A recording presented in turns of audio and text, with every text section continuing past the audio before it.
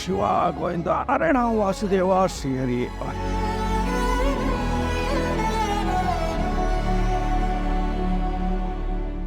ಮಾವ ಕಾಫಿ. ಕೊಡಮ್ಮ. Thank you thank you.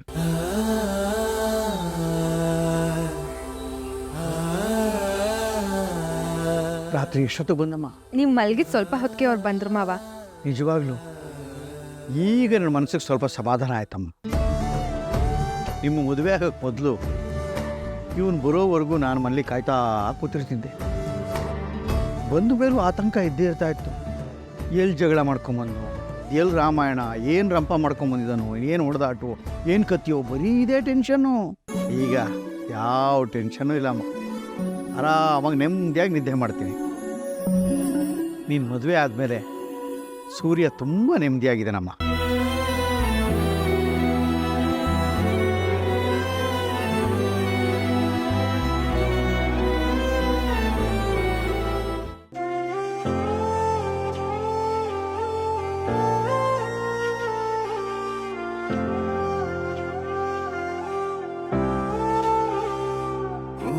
ಕೈಯ ಎಂದರೆ ಸ್ವರ್ಗ, ಎಲವೋ ಎಂದರೆ ನರಕ.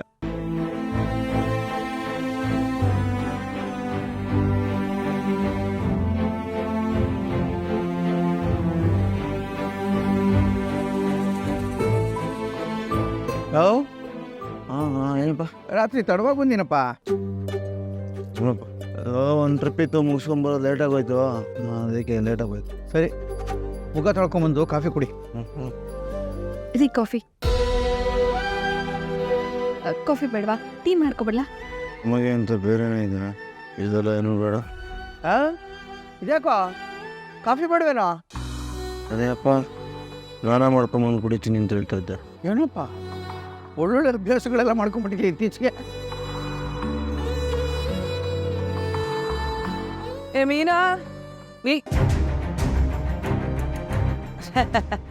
ಮೀನಮ್ಮ ಕಾಫಿ ಕೊಡ್ತೀರಾ?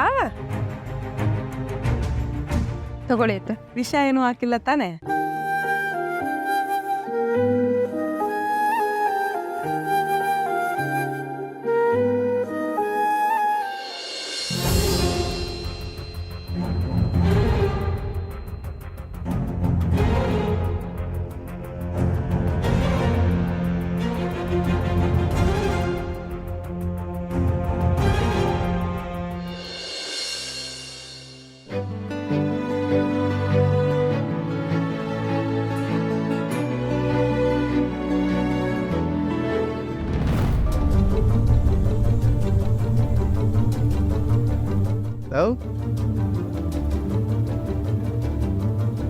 ಸೂರ್ಯ, ಏನಪ್ಪ ಏನು ಹುಡುಕ್ತಿದ್ಯೋ?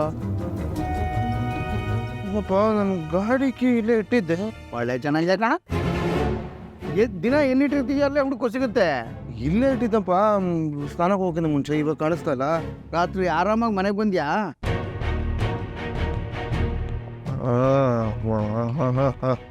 ರೀ, ಇಡೀ ರಾತ್ರಿ ನೀವೇ ಆರಾಮಾಗಿ ಮಲಗಿದ್ದು.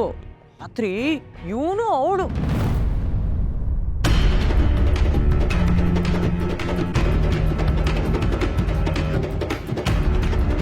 ಮತ್ತೆ ಕುಡ್ಕೊಂಡ್ಬಂದು ರಾತ್ರಿ ಇಡೀ ಕೂಗಾಡ್ತಾ ಇದ್ದ ಈ ಪುಣ್ಯಾತ್ಮ.